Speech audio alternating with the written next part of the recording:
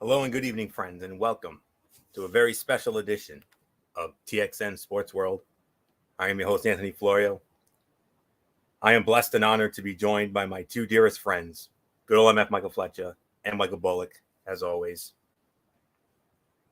Tonight is a very special night because on this show tonight, we're going to dedicate this show tonight to the memory of my father, Nick Florio, who unexpectedly and suddenly passed away at the age of 65 this past Easter Sunday. Reason for this dedication is simply because he was a big sports fan and he was a big follower of this show. And whenever we met up or talked, he always asked about this show, and he knew about our show, and he always asked how we were doing. And he was a big fan of our show. He was a big supporter of our show, and he was a huge sports fan. And a lot of the things that we've done over the last decade or so have revolved around sports. We watched several Super Bowls together. We went to a Red Sox Tigers game in 1997. We went to two Pawtucket Red Sox games at the old McCoy Stadium a decade ago, 2012. We also went to the old Yankee Stadium, September the 12th of 99, for a Red Sox-Yankees game. And then, MF, you know this day very well.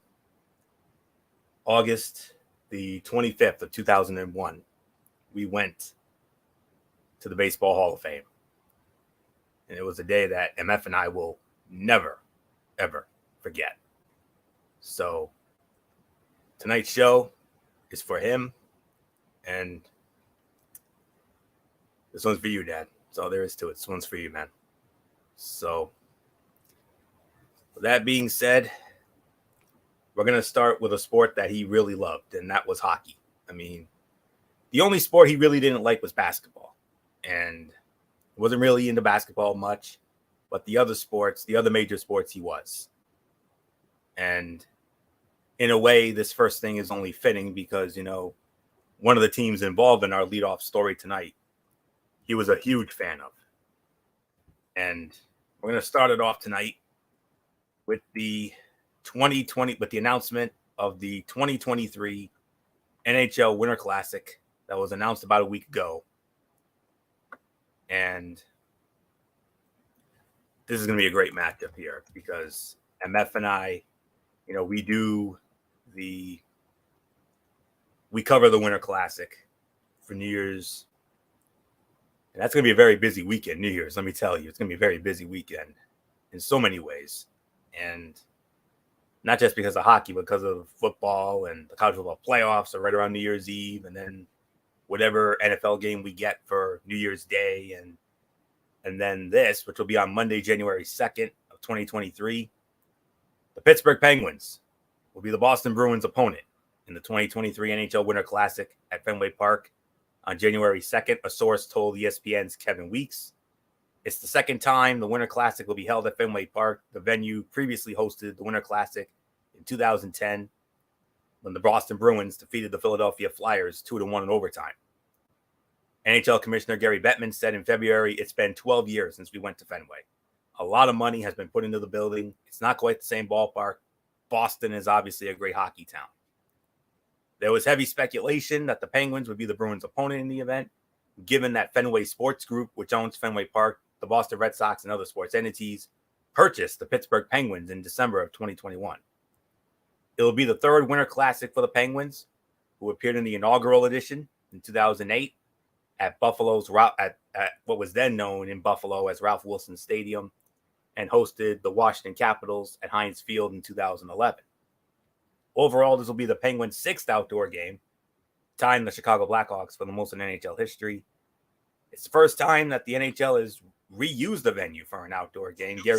Gary Bettman said that was naturally going to happen, given how many outdoor events the NHL has held since the first Winter Classic, One difference between the first Fenway Classic and the 2023 edition is the presence of NHL Chief Content Officer Steve Meyer, who was not with the league in 2010. And Meyer has been a driving force behind the aesthetic and fan experience improvements at the NHL outdoor games. And the NHL previously announced that the Carolina Hurricanes will host a Stadium Series game in 2023 at Carter Finley Stadium, home of the NC State Wolfpack football team in Raleigh, North Carolina. And it will make the Hurricanes the 28th different NHL team to participate in a regular season outdoor game. I love it. I mean, my dad was a big Boston Bruins fan, and a little backstory real quick. Obviously, you know our show now is TXN Sports World, and our prior show, which was known as Strictly Sports, June 6th of 2013, I'll never forget it. Myself, MF, Bullock, Derek Ferreira, we celebrated as the Boston Bruins went to the Stanley Cup Finals by beating the Pittsburgh Penguins. And I bring this up because that was one day before his birthday. I mean, and that was a special, magical moment. And you best believe when I saw him for his birthday that next day, he was beyond thrilled.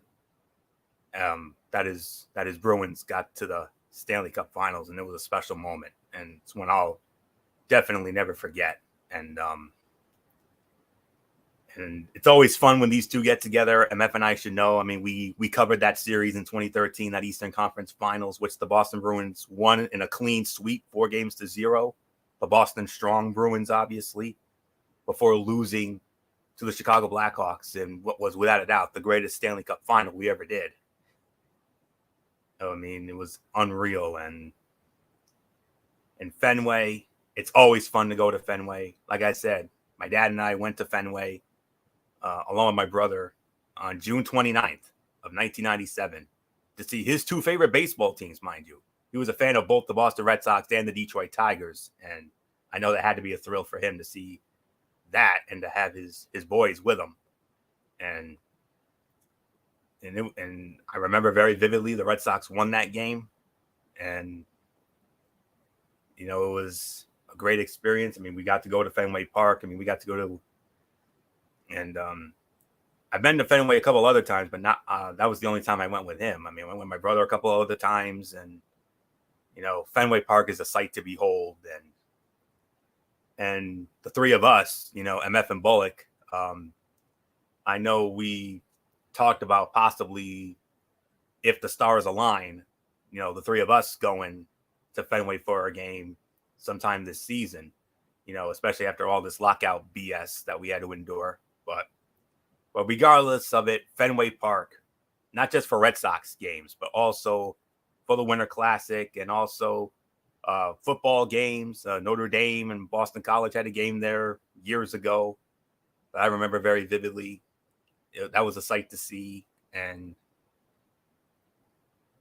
MF and I may not be Red Sox fans, unlike Bullock. We all know Bullock is a diehard Red Sox fan, and he'll be that way always and forever. And there's nothing like Fenway Park. There is nothing like it. I mean, it doesn't matter what the event is. I mean, they've even had concerts there. So many big names in music, such as Billy Joel and Paul McCartney and James Taylor, and so many legends of the music world that have performed there. I mean, like I said, I mean, it doesn't matter what the event is. Just being at Fenway is one of the most magical and worthwhile experiences you can ever have. And I'm glad I got to do that at least once with my dad. And I'm also glad that I got to do those couple other games with my brother and some other family members. And, you know, it's a great sight. And I would definitely love to go with these guys to a game. We talked about doing that possibly sometime during this season, if we can find a day that's good for all of us, because we're all so busy, you know. But you know, it is what it is. So, but I'm for it. I'm excited. I can't wait for it. It's gonna be a great game, and MF and we're gonna have a ball there like we always do. I mean, we did the Winter Classic in 10. with Boston and the Philadelphia Flyers. That was a 5-star classic, no question about it. And all those Red Sox games that we did, especially those Yankee games that were so fun. But it is what it is. So it's going to be great. I can't wait. So not much more to say. I'm going to bring in the Gary Thorne to my Bill Clement and the Doc Emmerich to my Eddie Olczyk, and that's good old MF Michael Fletcher. MF. Penguins, Bruins, 2023 Winter Classic, Fenway Park. Let's go. Yeah, and it's going to be a great matchup. Obviously, we saw it here tonight. Bruins and Penguins went at it, and this time around, give it up for the Penguins. Big win for them tonight. Just right now, the Bruins are fighting for their wild card lives. They want to get out of the wild card, be into the top 3. Well, that did not help them tonight. Let's just say that. Bad loss for the Bruins. I know Michael Bullock is still licking his wounds with that one tonight. But at the end of the day, we just got to wait and see how it plays out. This is going to be a big matchup. The stars are going to align for this one. And I know a lot of fans are excited to see the Bruins and the Penguins. This is a traditional rivalry that dates back to the days of Mario Lemieux, Jaromir Jagr versus guys like Adam Oates, Ray Borick, so of the early 90s. And then of course there was the little pit. There's been the years where they did face off against each other in the playoffs. If it was first round, second round, whatever. Of course, we will talk about the moment when Boston dominated Pittsburgh and knocked them out of the playoffs and secured their spot to the Stanley Cup final, walking away with the Prince of Wales trophy at TD Garden in the building. Now they're playing in the game of their life. This is the marquee matchup out of every event in the NHL calendar. This is the one event you want to be a part of. Pittsburgh has done it 3 times. Anthony, you alluded to it. Boston has been in the Winter Classic. I believe this is their 3rd time in the Winter Classic. There was the one in Chicago, the one in Notre Dame Stadium against the Chicago Blackhawks. Of course, there was the one against the Flyers. We were there for both games, and of course, Pittsburgh being the first team ever to play in the Winter Classic against Buffalo in your own stomping grounds, Ralph Wilson Stadium at the time. Snowy day too. It was snowy. We were talking about it. It was cold as heck, and you were right at home while I was freezing my briskets off. But everybody remembers that iconic moment in that shootout. Here comes Crosby and gets the game-winning goal, wins the Winter Classic for the Penguins. And yeah, we had that. Next year was I believe it was the next year was Boston, and that was the game-ending overtime goal. And then we also had our first fight at Fenway, the first Winter Classic fight. What I call a throwdown by the Green Monster. And yes, I did try to channel my Bostonian accent, even though I don't have a Bostonian accent. A lot of people do say I don't kind of have that northern, that kind of accent, but I did try to play it there, a little play for the Bostonians there. There actually was one other. There was one other Winter Classic. Don't forget 2016 against their most hated rivals, the Montreal Canadiens at Gillette. At Gillette. And that unfortunately that afternoon was a massacre. It was a Boston massacre, and not in a good way. It was a dud. It was a dud. It was a dud. Les Habitants, man, they just basically they stole the checkered apron of Didi Woodson and used it on the Bruins that afternoon. Oh my word! I remember MF, you and I being so excited for that game because it's Montreal Boston, the greatest rivalry in the history of the sport. Yeah. At Gillette, and we were so excited, and then we were like, and then after the game we saw, we were like, that's it. we were expecting a 5-star classic because of all the history and the bad blood. Yeah. Nah. Montreal was prepared. They were ready. They were ready for that game. So I mean, yeah. But this time around, going back to Fenway Park, going to Fenway, it's a great venue. You know, they have been doing a lot of renovations. They've been working on it for years now, to make to modernize the stadium itself. I went about a few years ago, actually with Kaiser Butler, and we went to Fenway. She was so dying. She wanted to see the Seattle Mariners because of one player, Robinson Cano. We went to the game. Unfortunately, the Red Sox lost that game. It was still a good game. I think it was like a 3-2 in extras. I think it went like 10 or 11 innings, and Boston lost the game. And yeah, it was a really good matchup. It was a really good game. And I did talk about that, and I was one of the and we did mention about why don't we try to go and come back and try to do this? All three of us go to Fenway at some point in the season. I think we might have to do like a weekend game, like a Saturday or Sunday, maybe like a Sunday afternoon, something like that. You know, where because that's probably going to be the best chance for all of us. We could take a day out from work and just try to, you know, take the T. We could take the T all the way up to Fenway and get there that way. So we'll figure it out at some point, but it definitely is in the cards. We'll say it that way. We don't know who the opponent will be yet. Obviously, we want to find a decent matchup. Yankees versus Red Sox, way out of our price range. No way. However, maybe a Tampa, maybe Houston, maybe, you know, a decent team, maybe even Chicago. You know, maybe see if we can find at least a playoff caliber team, and then we can go from there. So we'll see. But at the end of the day, I mean, yeah, I'm excited for it. I know all my buddies, 2184 crew, Kevin LaRoche, Bill McConnell, Joe Berta, they all are clamoring right now. They're all excited to know that it is Boston and Pittsburgh at Fenway, January 2, folks.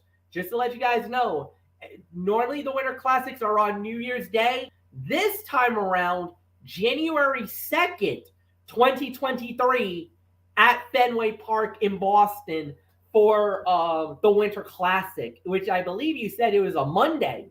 So Monday, now we don't know what time the game is going to be, and what the network is going to be. I know last year, this past Winter Classic was a night game.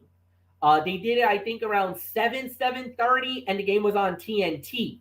Could that happen again? We'll have to wait and find out. I know one thing for sure.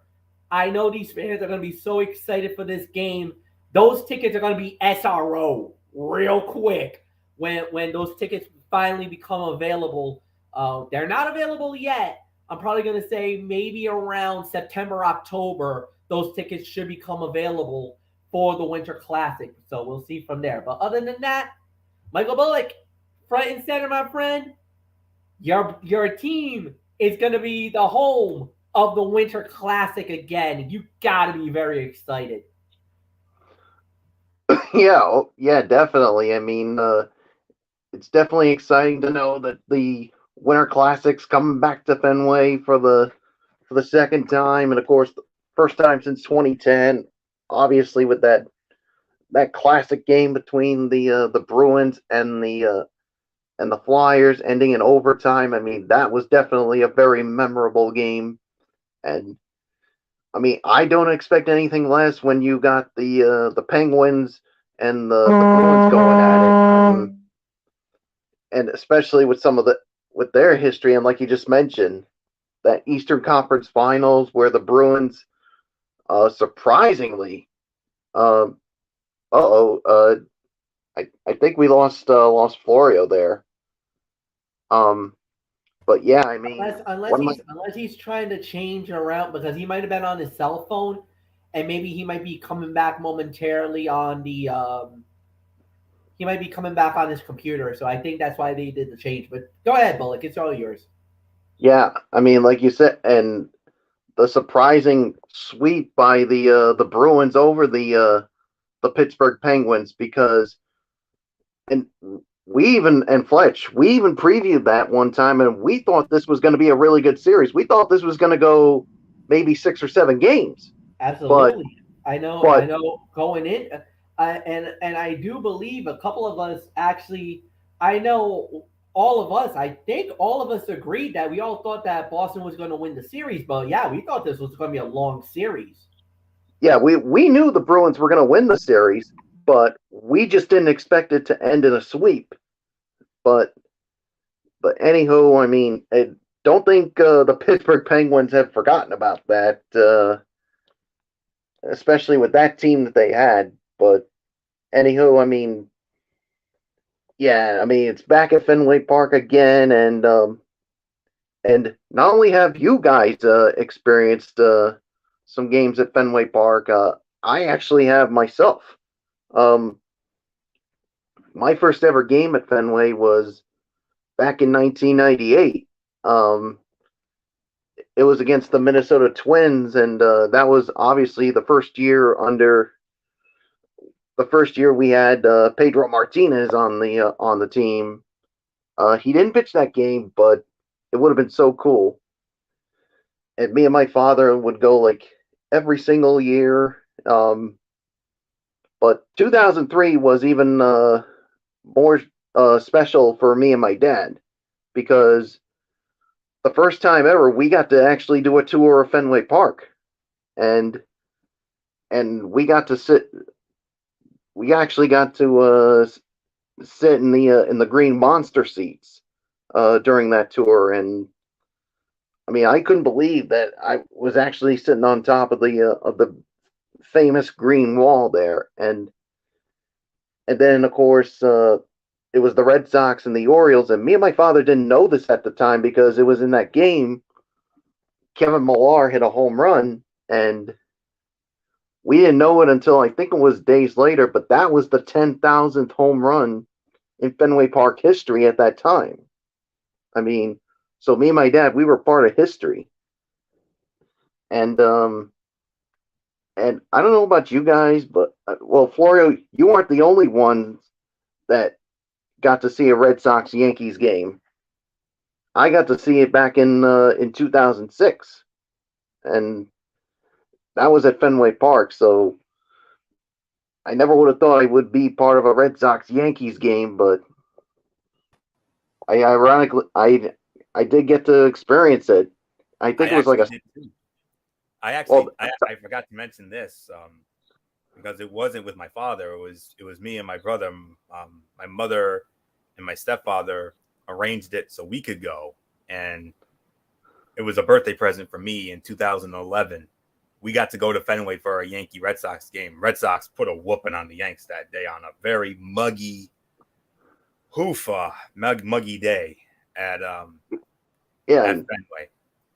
yeah, and well, I went with members of the Special Olympics Raw magazine crew that year in 2006, and then 4 years later, uh, you're hearing this. I actually went to a game on Patriots Day back in 2010, Nice. and I mean, I went with my cousin, and we actually got to be near the where Nesson does the pregame show, and me and my cousin, we actually got a picture taken with Don Orsillo, and Wow. and it wasn't just Don Orsillo, but we also got a picture with Andy Brickley. But yeah, that was a day I'll never forget. To experience a game on Patriots Day, man, oh man, that's awesome. So yeah, Those can't are wait. quite iconic moments, especially a game on Patriots Day. 11 They just, a.m. I mean, those 11 a.m. games, and I remember because those, and the thing is, those are hard tickets to come. Like those are definitely hard tickets to get. Like the Patriots Day game, those are hard tickets to get. So you were very lucky to get Well, those. Well, actually, Fletch, I think it was like Special Olympics Rhode Island that provided to me. I just needed to find someone, and luckily Ah, I got my cousin to go with me. So yeah, so it good was deal. definitely enjoyable to be part of that special day. So, but can't wait for another Winter Classic. History is going to be made again in 2023. Will it be as good as the one in 2010? Only time will tell. So, nothing more to say, Florio. Let's move on. Yes, sir. That's exactly what we're gonna do here. I mean, man, those were some great memories that we shared there, and wow, that was great. All right. Um, just need a. Oh yes. Now I know what I wanted to do. Next up is a story that we talked about that actually broke while we were doing Wednesday Night Madness last night, and it was one that I felt needed to be addressed here tonight. From the world of college basketball, Jay Wright, Hall of Fame coach Jay Wright, is retiring after 21 seasons as men's basketball coach at Villanova. A shocking move that comes just weeks after he led the Wildcats to the Final Four. Villanova said yesterday that Wright will take a new role as special assistant to the university's president. Former Fordham coach Kyle Neptune, who spent 10 years under Wright as a video coordinator and an assistant coach, will take over as Villanova coach. A news conference featuring Wright, Neptune, and athletic director Mark Jackson is scheduled for Friday morning. And Wright had been the Wildcats coach since 2001. He won 2 national championships in 2016 and 2018, made 4 Final Four appearances, was named Naismith Coach of the Year in 2006 and 2016, and was inducted into the Basketball Hall of Fame in 2021. So, with all that being said, MF, just like a Randy Orton RKO, oh boy, did this come out of nowhere.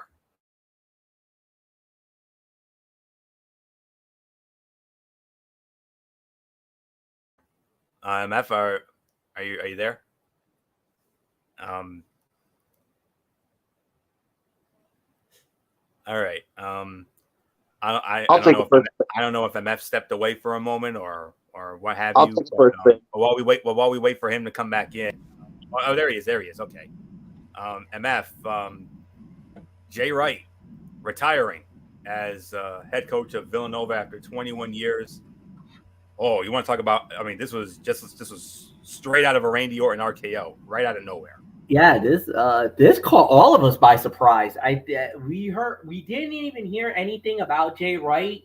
All we know that he made a run at the Final Four. Unfortunately, got knocked out in the national semifinal by the eventual champion Kansas.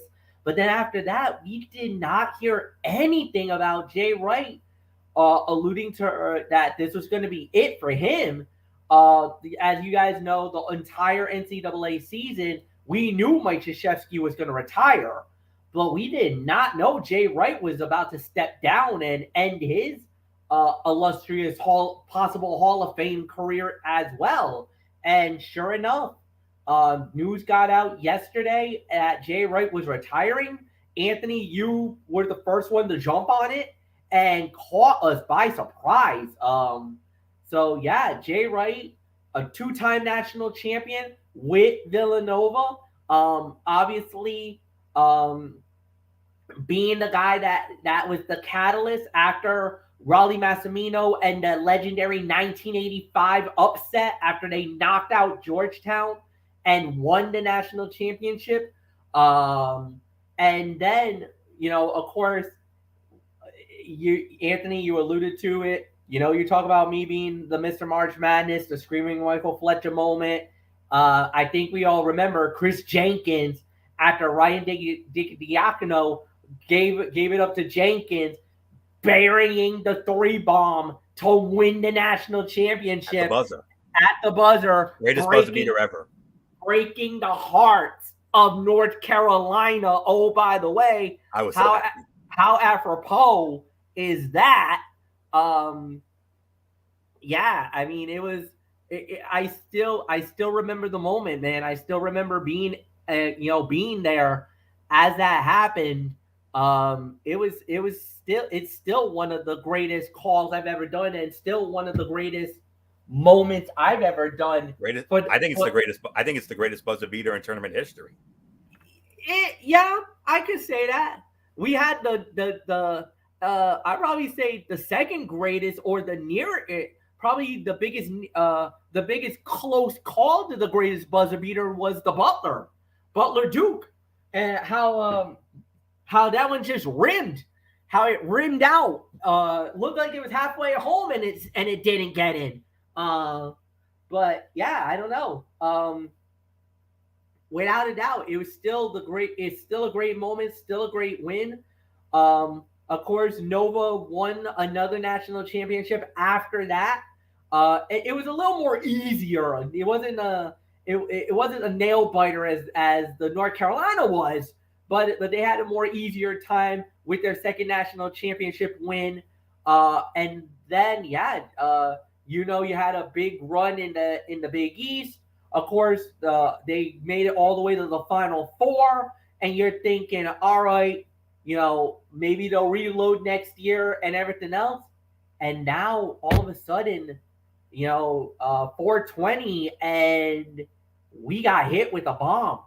We got hit with a monster blast, and it's Jay Wright announcing that he's done, that he's stepping down, and I think everybody talks about Raleigh Massimino and what he did in 1985 and how great of a coach that he is, and the contributions he was for Nova and what they had done.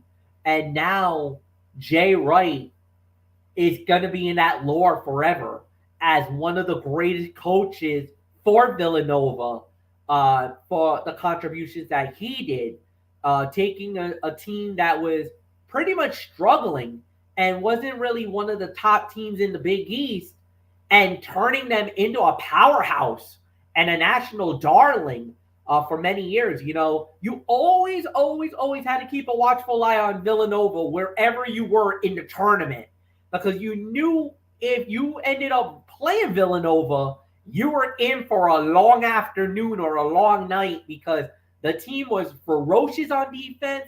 They knew how to play a precision style basketball, and they were very, very good. So, Anthony, I know the headaches that Nova was giving Providence for a number of years against the team. So I know you're probably very relieved to see that Jay Wright is leaving, but I know deep down inside you also got this mutual respect for him. This is that win Ben Stein's money. You're humble, you respect them, but there is a little bit of an underlying, I'm not going to say hate, but there's a little bit of the rivalry of the Providence Nova thing going. So it's like we respect you. We may not like you, but we respect you because of what you did, not only as a member of the Big East, but as a representative of the NCAA. So Jay Wright, you are respected in many circles. I know you got the respect of all the guys. The outpouring of love and the support that you got was immense, and you truly deserve all the accolades that you have gotten. You will be missed. We wish you nothing but the best in your retirement. Good luck. Who knows? Maybe we might see you in the broadcast booth someday, especially, either on ESPN or on Fox. Fox is going to be very instrumental. Of course, being the Big East guy. So I kind of feel like Fox will probably want you to be a part of the Big East coverage. So, just like how they did with Urban Meyer, how they got him for the college football Saturdays. I could see him for the college basketball, being like an analyst, one of those in studio analysts, because I think Jay Wright would do a great job with that. So nothing more to say. Michael Bullock, Jay Wright shocked us with the shocking announcement of his retirement. But I will say this: he is admired, he is respected, and I wish him nothing but the best for him. So it's yours, man. Yeah, like you said, this came out of nowhere. I mean, we didn't. I mean, Jay Wright. I mean, retiring. I mean, all I can say is, I mean, look, I'm glad he got that national championship. I mean, at one of the most memorable national championship games we have ever seen. Um, but yeah, I mean, he brought this Villanova team so much success during his tenure, whether it's national championships, Big East championships, uh, Big East regular season titles. I mean, before he came, Villanova was just another team, but man, he really turned it around, and yeah, yeah, this new guy is gonna have some big huge shoes to fill for that because nobody's gonna be able to replace what Jay Wright was able to do for Villanova. So there's really nothing more for me to add to it. So congratulations, Jay Wright, on your retirement. So yeah, like you said, maybe we will see him in the booth, probably for Fox since they are the Big East home. So uh, nothing more to say. Florio, it's yours. Jay Wright had been solicited for several NBA jobs through the years, but sources told ESPN yesterday that Wright's intention is to retire from coaching. Wright enjoyed his experience coaching Team USA under Greg Popovich in recent years, but becoming an NBA head coach has held increasingly less appeal with him, sources said, and he listened to overtures but never seriously considered leaving Villanova for any of them. Wright started to share with close friends Tuesday night that he was eager to move on to the next phase of his life without coaching, sources said. And a source close to Wright told ESPN last night he's fully at peace with the decision. As for Kyle Neptune, he's 37 years old. He had been the head coach at Fordham for 1 year, led the Rams to a 16-16 record, a 14-win improvement from the 2020-2021 season. And Neptune served as a video coordinator for Villanova from 2008 to 2010 and returned as an assistant coach under Wright from 2013 to 2020. And the news of Wright's retirement sent shockwaves through the college basketball world, where Wright is among the most respected coaches. With the recent retirement of the great Mike Krzyzewski, Wright was one of just 3 active coaches to have won multiple national titles, along with Bill and the others, of course, Bill Self and Rick Pitino. And Syracuse coach Jim Boeheim told ESPN it's a tremendous loss for college basketball, adding that Wright absolutely is one of the best coaches of the modern era. And Boeheim was among the many coaches contacted by ESPN who were stunned by the news. Notre Dame coach Mike Bray said he was also surprised. And Wright is the 3rd coach with multiple national titles to retire in essentially the past year, joining Duke's Mike Krzyzewski and North Carolina's Roy Williams. That marks 3 of the game's most recognizable faces, consistent winners, and important voices leaving the sideline. Wright's wins, titles, and accomplishments speak for themselves, but the theme going through the sport yesterday was the way that Wright handled himself. And Wright went 520, had a record of 520 and 197 during his 21 years with the Wildcats, winning at least 30 games on 6 occasions, the 6th most 30-win seasons in men's Division I history. He won 8 Big East regular season championships, 5 Big East Conference tournament championships, including this year. And then, of course, the 2 national championships in 16 and 18. And before taking over at Villanova, Wright was the head coach at Hofstra for 7 years, winning 2 America East championships and 2 NCAA tournament appearances. So on behalf of all of us here at TXN Sports World, we definitely want to wish Jay Wright the very best in his new endeavor and his future endeavors.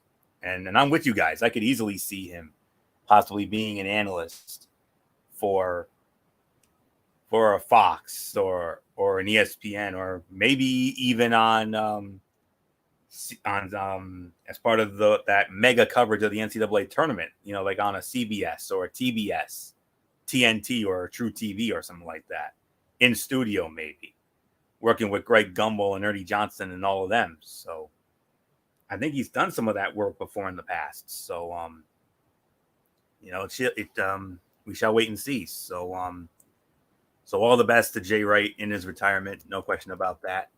So, with that being said, we continue to move on, and we're going to move on now to another sport that my dad was a huge fan of, and that was football. I mean, we did a lot of football stuff. Like I said, we did several Super Bowls together. MF and I actually joined him for Super Bowl 48, and while the game was a dud, I mean, it was still great, for the three of us to be together. And man, we had a great night that night, and that's definitely a memory I'll never forget. And the football story, it involves an old friend of Michael Bullock's and myself, actually, because this individual played for both of our teams in the past, and now he's got another new team, the Indianapolis Colts, giving cornerback Stephon Gilmore a 2-year, $23 million contract that includes $14 million guaranteed. A source told ESPN's Adam Schefter. Gilmore becomes the second veteran addition to the Colts secondary after Indianapolis signed safety Rodney McLeod. The Colts announced last Monday that Gilmore had signed with the team but did not disclose the terms. Cornerback was a position of need for the Colts after they traded starter Rock Ya-Sin to the Las Vegas Raiders for pass rusher Yannick Ngakoue and did not re-sign starter Xavier Rhodes. And the Colts have reshaped their defense after the departure of coordinator Matt Eberflus, who is now the head coach in Chicago, and hired Gus Bradley as his replacement. And Indianapolis defense now features the 5-time Pro Bowler Gilmore, Ngakoue, and DeForest Buckner on the line, linebacker Darius Leonard, and one of the league's best slot corners in Kenny Moore. All 5 of those players have been selected to at least one Pro Bowl in their careers. So there isn't much more to say here. Michael Bullock, Stephon Gilmore, our old friend. I say our old friend because, he started in Buffalo with my Bills. And then he went to your Patriots, had a lot of success with the Patriots. Of course, he was with Carolina last year and now an Indianapolis Colt. And oh boy, did that defense just get better.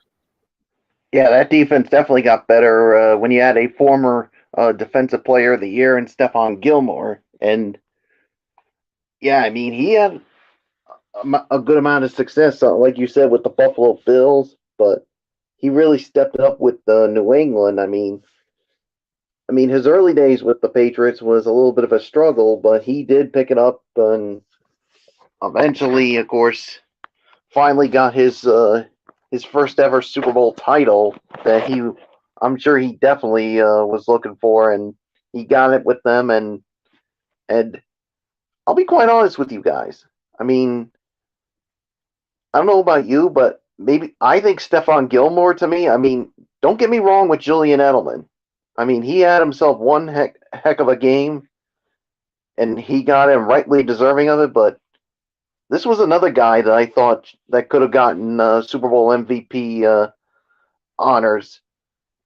I mean, look at what he did. I mean, he helped shut down one of the highest scoring offenses in the NFL in the LA Rams, and had that crucial pick that pretty much sealed the Patriots' record-tying 6th Super Bowl win. So it's going to be a huge boost to the Colts. Yeah, so there's really nothing more for me to add to it. So Florio, I mean, it's a nice addition, but can he help them get to a Super Bowl? As long as my Bills are around, big boy, let me tell you. That's just my opinion. But like I said, Gilmore played last season with the Carolina Panthers, who traded a 2023 third-round pick to Bullock's Patriots in October to get him. Panthers added the 2019 Defensive Player of the Year in hopes that he could replace first-round pick J.C. Horn, who suffered a season-ending foot injury in Week 3 against Houston. Gilmore, at the age of 31, was on the PUP list, the physically unable to perform list, when he arrived in Carolina, still recovering from off-season surgery on a torn quad and not eligible to return until Week 6. He was activated in Week 8 and played the final 8 games, starting 3.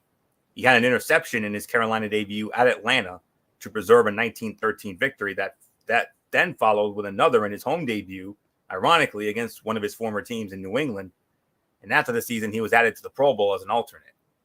He said after the trade that he did not appreciate the way New England handled his quad injury suffered in Week 15 of the 2020 season. And he grew up in Rock Hill, South Carolina, had told ESPN before a late season game at Buffalo that he would like to return to Carolina. The Panthers liked the veteran leadership brought to a young Carolina secondary. Complicating the issue was 2018 second-round pick Dante Jackson, who's only 26 years of age, who re-signed with the Panthers on a 3-year deal last month. He was the 10th overall pick in the 2012 draft by my Buffalo Bills. And Gilmore has 27 interceptions and 116 passes defended in 10 seasons. So not much more to say there. So big addition for Indy's defense. I know Indy's defense has, been very good the last couple of years, and he could definitely put Indy within that that top 7 range in the AFC. I mean, obviously nowhere as close to the likes of a Buffalo or a Kansas City, Cincinnati, Tennessee. I mean, more like the lower tier of that top 7. So we'll have to wait and see on that. But a great addition for that Colt defense. So there isn't much more to say. MF, the Phil Simms to my Jim Nance, Stephon Gilmore, another AFC team. This time he's going to Indy. Will business pick up for that Colt defense now that he's there? You know what? I got to say, it's very possible. I mean, Stephon Gilmore, we know him really well, a great New England Patriot for a number of years, and I believe he was a Buffalo Bill at one time too. So Gilmore definitely knows his way around. He knows he was a Pro Bowler, one of the best free safeties in the NFL, and for Indy, who maybe is a couple of players away from making a real run at a Super Bowl here. Look, they got Matt Ryan. They got Jonathan Taylor. The wide receiving core, that's the one area where I think they need some help here. If they can get a good wide receiver, maybe that could be the final piece. But defensively, to get Gilmore to be the leader on that defense, that's a major, major, major help. And that's also one of the areas where they kind of needed some help. Secondary they got lit. They got lit up a little bit here. So you do that, I think you're putting yourself in a very good position. So at the end of the day, I like what they're doing. I like the positioning that they're going to do. To get Gilmore, big, big, big pickups. No doubt about it. So, Anthony, it's yours. All right. And now we're going to move on to another story in the NFL that came out and was made official yesterday, and that is as soon as I can find it here. All right, and it's in regards to NBC's Sunday Night Football. Mike Tirico will call play-by-play. Chris Collinsworth will serve as the analyst. And Melissa Stark will report from the sidelines, NBC announced this past week. Tirico had long been expected to succeed Al Michaels in the Sunday night booth, and he and Collinsworth have already called 21 NFL games together. Stark's long broadcasting career includes a 3-year stint as Monday Night Football sideline reporter from 2000 to 2002. Tirico, Collinsworth, and Stark will have their premiere broadcast on August 4th as part of the annual Hall of Fame game, and they will call the 2022 regular season opener on Thursday, September 8th. And, I like the lineup, and I'm a little surprised about the sideline reporter because, we all thought that that Catherine Tappan was going to take over that role after Michelle Tafoya left, and because she's now pursuing a career in politics now, and especially after her controversial appearances on The View earlier this year. And So, but I mean, I know Melissa Stark very well. I mean, she started. I remember her days when she was an anchor for ESPN News, and when ESPN News first started. I mean, I know she was one of the primary anchors on that in the late '90s and early 2000s. I remember that very vividly, and she's done some work for the NFL Network. She even hosts a show on the NFL Network called NFL 360, and very beautiful woman, and I'm a big fan of her work, and she is that is a great addition to the team, and but I'm a little surprised because like I said, I mean, we all thought it was going to be Catherine Tappan, but I think obviously Catherine Tappan will obviously continue her duties as the sideline reporter for Notre Dame games on NBC that Mike Tirico will also be doing, along with Drew Brees, of course, and they were a big hit this past season for Notre Dame, and I'm looking forward to that. So great hire, and we get it all started just before my birthday on August the 4th, Hall of Fame game, and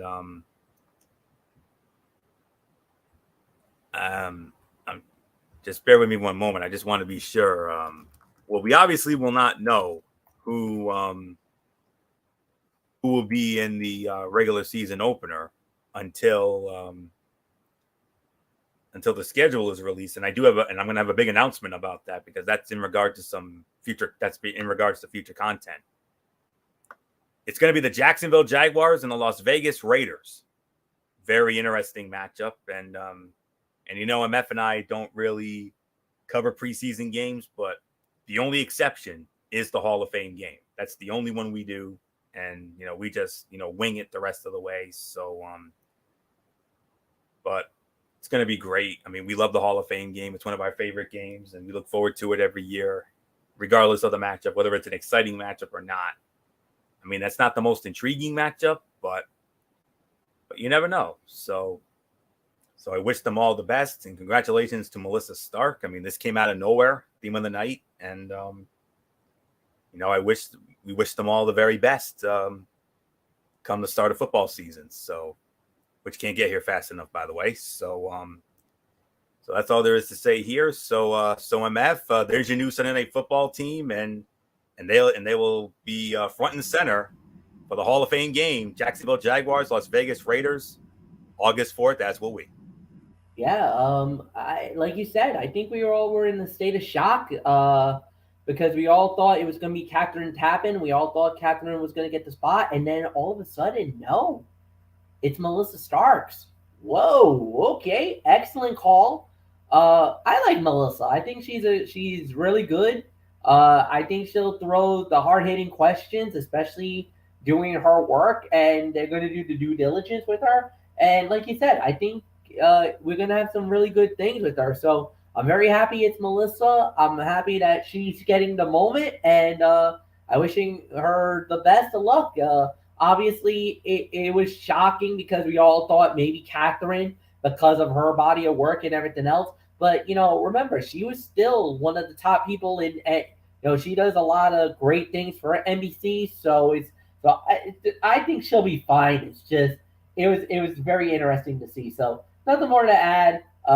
Michael Bullock, it's yours. Yeah. Melissa Starks, getting the opportunity. Mike Tirico, we knew this was going to happen after he left for ESPN to come to NBC. They were saying that he was the heir apparent. He became the guy for the Olympics, taking over Bob Costas. Now he's going to be the man of being the man of taking over Sunday Night Football over the great Al Michaels. But Al Michaels has got a pretty sweet gig coming his way, as he's going to be heading to Amazon as the new guy for Thursday night. So, yeah, so nothing more to say. Bullock, now it's yours. Yeah, like you said, this was no surprise with Mike Tirico. I mean, basically, like you said, because he had been, especially with him doing some of the games with Chris Collinsworth in times when Al Michaels couldn't make it, but yeah, this to me was like no surprise. But yeah, Melissa Stark is now going to be the sideline reporter. I mean, that was a little surprising, but you know what?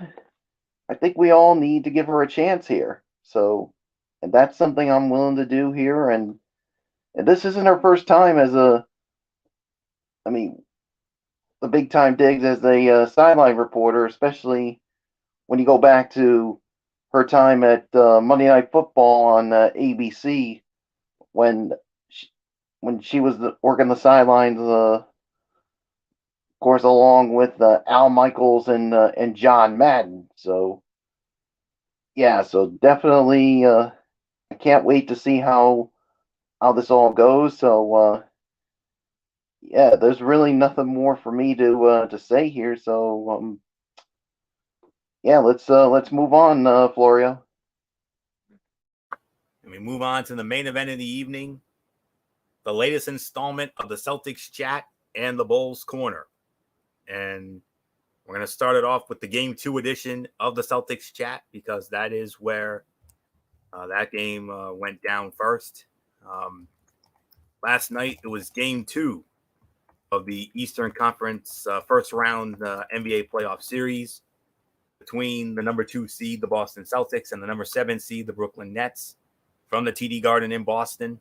And the Boston Celtics defeat the Brooklyn Nets by a final score of 114 to 107. The Celtics are up 2-0 in the series. And wow. Celtics fans got under Kyrie Irving's skin in the opening game of their first round matchup with the Nets. And it was Boston's defense that kept him and Kevin Durant off balance in Game 2. Jaylen Brown scored 22 points, including 10 in the fourth quarter, and the Celtics rallied from 17 points down to beat Brooklyn 114-107 on Wednesday night and take a 2-0 lead in their first round series. Jason Tatum added 19 for Boston, which held Durant without a basket in the second half. Al Horford had 16 points, Daniel Theus scored 15, and Peyton Pritchard had 8 of his 10 in the final period. And Celtics now up 2-0. Game 3 will be on Saturday night. Will be on Saturday. That'll be over on ESPN. Yeah, it will be a night game. Tip-off expected at 7:30 on ESPN from the as the series now transitions to the Barclays Center in Brooklyn, New York, for game number 3. And as we always do with the Celtics Chat and the Bulls Corner, the numbers. Let's break them down. For the winning Celtics, as I mentioned, Jaylen Brown led the Celtics with 22. He also had 6 assists. He had 4 rebounds, and he had 3 steals. Tatum, double-double, 19 points, 10 assists. And then from there, Al Horford, 16 points and 6 rebounds. Theus, 15 points and 6 rebounds. Williams off the bench, 17 points and 6 rebounds. And Peyton Pritchard, like I said, 10 points, 4 rebounds for him. For the Nets, of course, Kevin Durant, the leading scorer, 27 points, 5 assists, 4 rebounds. Brown had 23 points and 8 rebounds. Let's see. Seth Curry had 16 points and 3 rebounds there. Kyrie Irving, 10 points, 8 rebounds. And Goran Dragic off the bench had 18 points and 4 rebounds. And Claxton, 3 points, 4 rebounds, 2 assists, 2 steals, 2 blocks. That's a very nice, it's a fun little sprint of a stat line there. No doubt about that. And the final numbers, the Celtics shot 52% from the field. The Nets shot 46.1% from three-point range. The Nets had the advantage in that department, 10 of 21 for a percentage of 47.6. Celtics, 11 of 31 from three-point range, 35.5%. Free throws, they were about even, but Boston had a slight edge, 25 of 31 to the tune of 80.6%. Nets, 27 of 34, 79.4%. Both teams each had 36 rebounds. The assists went to Boston. They had 27 assists. Brooklyn had 16. Brooklyn won the steals battle 8-7. Brooklyn also won the block battle 8-4. Both teams committed 14 turnovers, but the Nets outscored Boston in points off turnovers 19-8. 13-12, the fast break points, that was in favor of Brooklyn. Points in the paint, though, that favored the Celtics, 44-34. And Brooklyn's largest lead was 17. Boston's largest lead was 12. But at the end of the day, the Boston Celtics up 2-0 in this series after a 114-107 win last night in game number 2 in the Garden. So Michael Bullock, you heard all the numbers. You're up 2-0. How are we feeling going into game 3 on Saturday night? Well, I mean, as of right now, I mean, you got to be feeling pretty good about the way the Celtics have been playing so far. I mean, look, the first half of game 2 was not that good for the Celtics. I mean, at one point in the game, they were down 17, and they were down 10 at the half, and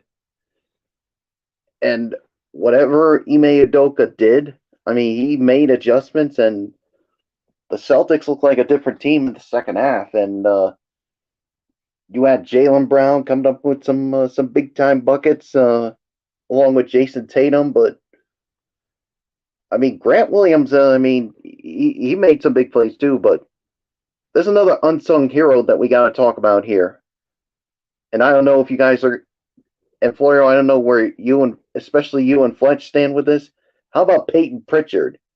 I mean, he's come off the bench and he's been a spark for them, and he made some big time shots in that game too as well. And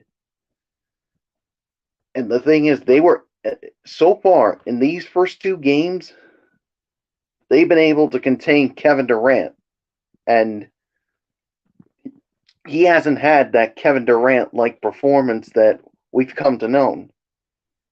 And Kyrie Irving, after a big game 1, he was a little bit of a struggle for him in game 2, and they held, and the defense for the Celtics really held that duo to, I think the two of them combined to only 1 field goal in the second half. I mean, that is impressive. That is how you're going to win a game. If you can contain those two, make other guys beat them, that to me, I think, is the perfect formula. So now, I mean, the thing is, can the Celtics take this same act with the series going to Barclays? And it's a must-win game for New Jersey, because if they don't win this game Saturday night, they're going to be down 3-0. It's highly unlikely that they'll win the series. So, nice win for the Celtics, but to me, I think the key for game 3 is the Celtics need to get off to a better start, because, I mean, you can't have that same thing going into what we saw in game 2 when they struggled and they were down big time early, because you can't do that, because they're on the home floor of the Nets, and I mean, Kyrie and Katie would take advantage of it. But and for the Celtics, again, another key: keep doing what you're doing with Kevin Durant. If you can keep doing it and make other guys beat you, I think they can win this. So we'll wait and see. It's a must-win game for the Nets in game 3, so there's really nothing more to add. So, Florio, it is yours.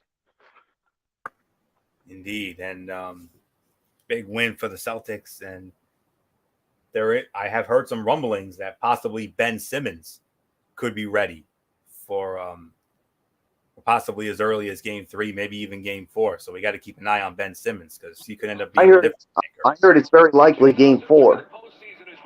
Well, that would be on Monday, so we'll have to wait and see on that. So Big win for the Celtics there. And now let's move on to the Bulls corner. And it's a happy Bulls corner because it was really because of one man in particular. DeMar DeRozan made sure the Chicago Bulls altered their painful recent history against the Milwaukee Bucks and gave this first-round series a fresh new start. Now it's the defending champion Bucks who are suddenly hurting as the teams head to Chicago all tied up. DeRozan scored a career playoff high 41 points, and the Bulls outlasted the Bucks 114-110 last night in Game 2 at the Fiserv Forum in Milwaukee. Nikola Vucevic added 24 points and 13 rebounds, while Zach LaVine had 20 points as the 6th-seeded Bulls beat the 3rd-seeded Bucks for just the second time in their last 19 meetings. And the big question now is what shape the Bucks will be in when this series resumes in Chicago tomorrow night. Bobby Portis left the game with a right eye abrasion after the first quarter, and Chris Middleton exited with 6:49 left after his left leg gave out while he tried to plant on a spin move. And Bucks coach Mike Budenholzer said after the game that Middleton has a sprained MCL and will undergo an MRI. I think he underwent that URI today, and I'm sure MF will have some news on that when we get to him. But Giannis Antetokounmpo led the Bucks with 33 points and 18 rebounds and 9 assists, putting him 1 assist from his second career playoff triple-double. Antetokounmpo increased his career postseason point total to 1,715 to overtake Kareem Abdul-Jabbar, who had 1,692 for the most in Bucks history. Brook Lopez had 25 points for the Bucks. Middleton scored 18 and Drew Holiday 15. DeRozan scored 8 points during a 13-0 run that began late in the third quarter and gave the Bulls a 96-80 lead with 9:47 remaining. The Bulls still led by 15 before Milwaukee rallied in the final 7.5 minutes, but it was just a little too short. So the series is now tied at 1 game apiece. So we know there will at least be a Game 5. And Game 3 will be tomorrow night on ABC. Game 4 will be Sunday afternoon on ABC.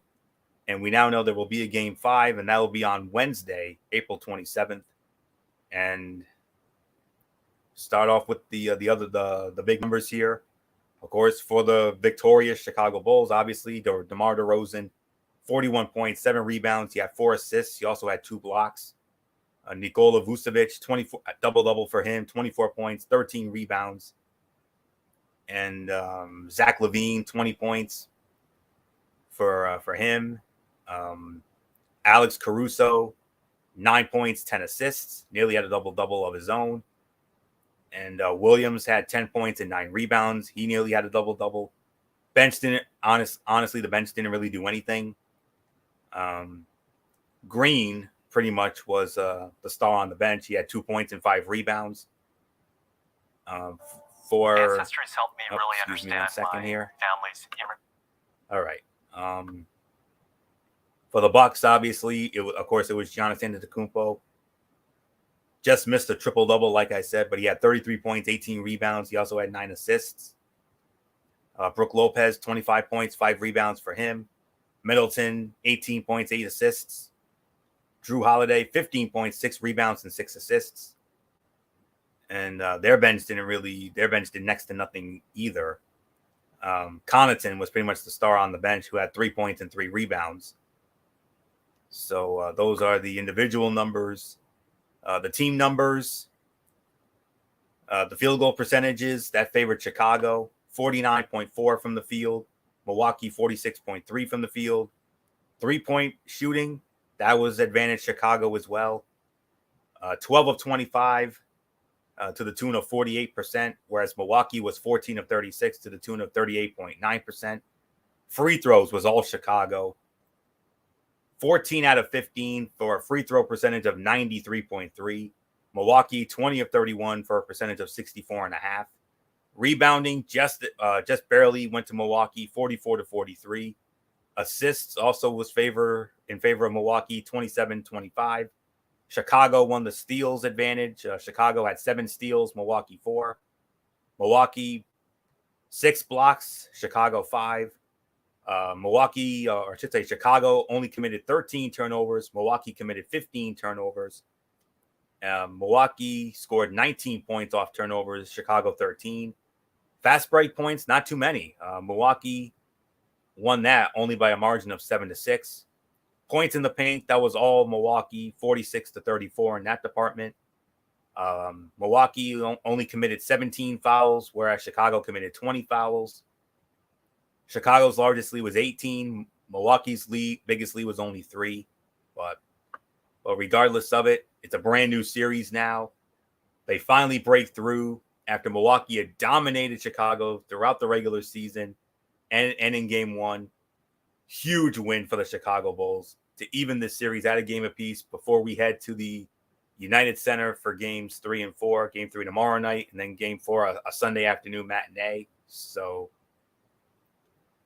there isn't much more to say here. So MF, finally the Bulls break through, and DeMar DeRozan could not have picked a better night to have the game of his life, pretty much. Oh no, without a doubt, a career high in points for him in the postseason. What a performance! And the thing was, Chicago literally pulled a Milwaukee on this. They punched them in the mouth early, jumped out on them, and basically had to ride the storm. But the thing was, Milwaukee was getting close, and you're thinking, uh-oh, here we go again. Milwaukee's going to do it. You know, some of the key moments was going to do it. But here's the thing. Vucevic was the star of this game. Him and Alex Caruso won this game last night for Chicago. Vucevic with some very key three-point shots, especially there was one moment where he hit a 3 with about a minute left in the game that pretty much iced it for the Chicago Bulls. And then Alex Caruso even those moments where he went one-on-one with Giannis Antetokounmpo and actually got him into offensive foul trouble.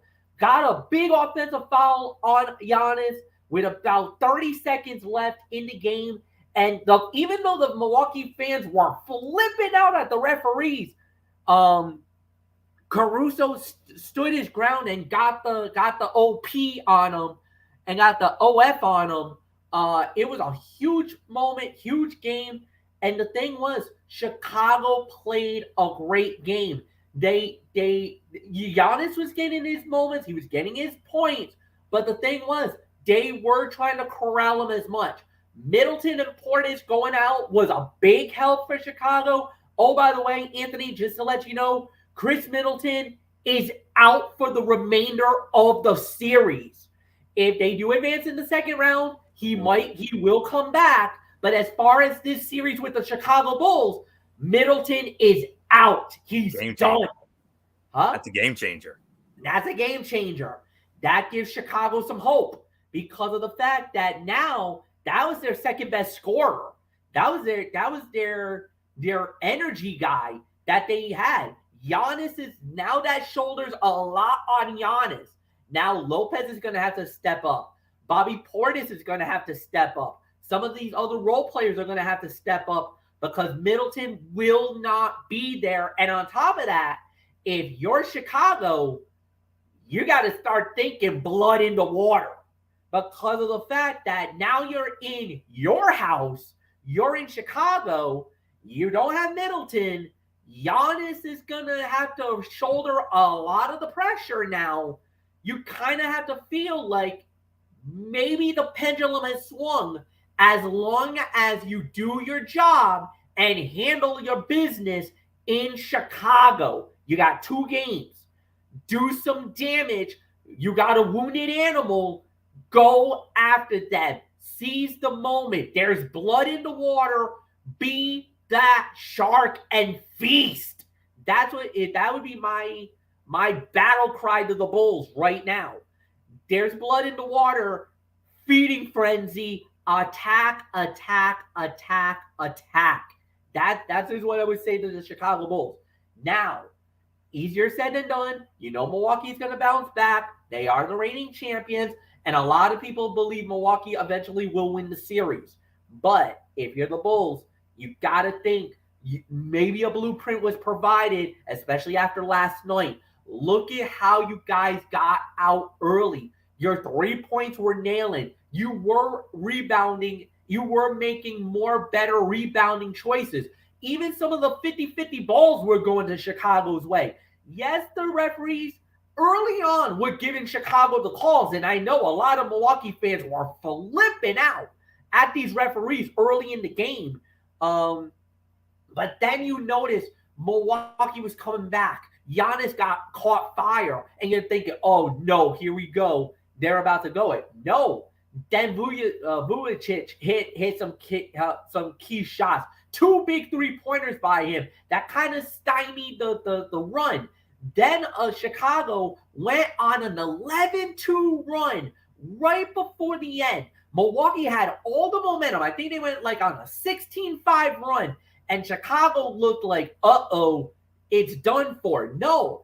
Then Chicago, 11-2 run out of nowhere. And that kind of gave enough of a cushion for Chicago to slam the door on Milwaukee and win game 2.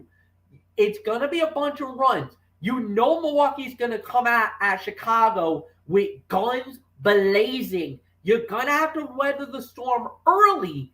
But if they jump out early and take an early lead and force Milwaukee to try to come back from behind, and especially at the Madhouse on Madison in the UC with that crowd who's starving for a playoff win, you know the Bulls are going to be fired up tomorrow night, and it's going to be wild in Chicago. So this is going to be crazy. I can't wait to see it. But Anthony, the big factor is what does Chicago do? Weather the storm early, because you know Milwaukee's going to come at them wicked hard. They're going to want to take that crowd out of Chicago early in the game. If they can weather that storm and kind of keep it close, because everybody's saying Milwaukee's going to win the series eventually. Chicago, basically, you're playing with the house money right now. You just have to handle your business. You've done good. Just play it out. Let's see what happens. But right now, if you're Chicago, the best thing you wanted was a split. We got it. We got the 1-1 split. Now we're at home. Now you just got to handle your business out in the house. You got to handle your business in the UC. If I'm the Bulls, I'm looking to at least get game 3. If we lose game 3, that's fine. But then we must win game 4. But I would love to get up 2-1, play with the house money, because if we get 2 of them, there's a very good chance we could knock out the defending world champions. Wow. But handle the business first.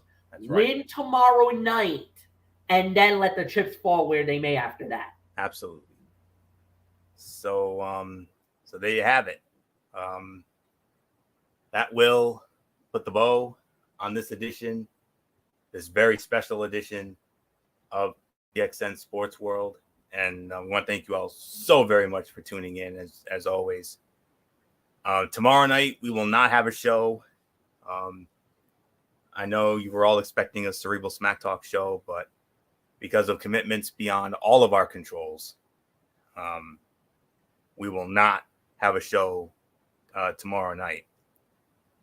I'm wondering when our next installment of the Celtics Chat in the Bulls Corner is, because I mean, the Bulls are tomorrow, and then the Celtics are on Saturday. I would probably say we will. Is it a matinee game, or when do the Celtics play? Is it prime time? Celtics play at 7:30. All right. Maybe following the Celtics game, immediately following the game on Saturday night, or we can do it on Sunday too. I mean, we can definitely do a special Sunday. It's going to be an early show though. I'll probably say about maybe 7-8 o'clock. Let's see. Because let's see. Game 3 of the Bulls is tomorrow night. Game 4 of the Celtics is 7:30 Saturday night. I mean, I should be ready to go because there is the Impact Rebellion pay-per-view, which I plan on watching on Saturday night. It should be done by 11. I mean, but the thing is, I got work. The problem is my work commitments is going to be so bad next week. Yeah, I mean, I'm talking like wicked early shifts. So that's why I'm kind of. I mean, this is going to be tough because you might have to do this on your own for at least the next week, Florio. I'm just going to be real honest with you. I might have to designate you as the host for the next week of these shows because I just won't be able to do them. Right. So, are you pretty much going to be out of everything? Pretty much until I can do next Thursday and next Friday, but other than that, I'm literally gonna be on the pine for the next week. So no ridiculously raw for me. Wednesday Night Mayhem, I'm out. The Madness. Wednesday Night Madness, I'm out. Right. I'm gonna be real honest with you. The next time I'll be back, it's gonna be basically the TXN Sports World on the 29th. I mean on the 28th next week. So I'll be back 1 week from tonight. Because other than that, I'm gonna be out. Bullock, what says you? Would Saturday night or Sunday? Would Saturday or Sunday be easier for you? Probably Saturday night. Like, say, if all goes well, maybe 11 or so. Yeah, that works out for me. Yeah, so we'll do the Game 3 recaps on Saturday night at 11, and the Impact pay-per-view should be done by then, and then I'll hop on and we'll do that, and we'll talk about those games. Obviously, I'll have to fill it. I'll have to do the thoughts on the Chicago stuff, obviously. Ridiculously Raw, at least myself and Bullock. And maybe we'll see Dee Dee Woodson. I don't know. Depends on what she does. That will be for Ridiculously Raw, and that will be for Monday Night Raw and my Impact Wrestling Rebellion review, because I'm going to be doing a special review on that. And I think maybe we could do the Game 4s we'll incorporate the Game 4s into that too, because I know that Game 4 is on Monday, and I think it should be done by then. So maybe we could do the Game 4s as part of that on Monday, and then we'll take it from there. We also have Wednesday Night Madness. I'll be filling in for MF, and then next Thursday we will have TXN Sports World. If all goes well, maybe we could have a preview of the second round of the NBA playoffs, because I don't think the Stanley Cup will be quite ready yet, because I know the regular season ends next Friday, the 29th. So have to think about that. And the Cerebral Smack Talk will be back next Friday night with Friday Night SmackDown and AEW Rampage. So do all that. I know we'll figure it all out. So that's that. So until Saturday night for the Game 3 editions of the Bulls Corner and the Celtics Chat. This is Anthony Florio here for Good Old MF, Michael Fletcher, and of course in spirit, Michael Bullock and the First Lady, Dee Dee Woodson. You know the routine, everybody. Thumbs up. Talk to you later. Yeah, throw it up Fortune 4 style. Bye for now, my friends. God bless. Be good to each other. Have a blessed couple of days, and until Saturday night for the Game 3 editions of the Celtics Chat and of the Bulls Corner and the Celtics Chat. You've been watching this special edition of TXN Sports World, dedicated in memory of my father, Nick Florio, right here on the Tone 25 on YouTube and StreamYard.com. For everybody who has been a part of this one. Bye for now, my friends. God bless. Be good to each other. And just want to leave you with this. Tomorrow's never guaranteed. That's all there is to say on that. And If you have a chance, tell your loved ones you love them, because you never, ever, ever know. One day. And as the great Don Henley sang in one of our favorite songs, MF, you know this one, New York Minute. You remember the lyric. One day they're here, next day they go. Good night, my friends.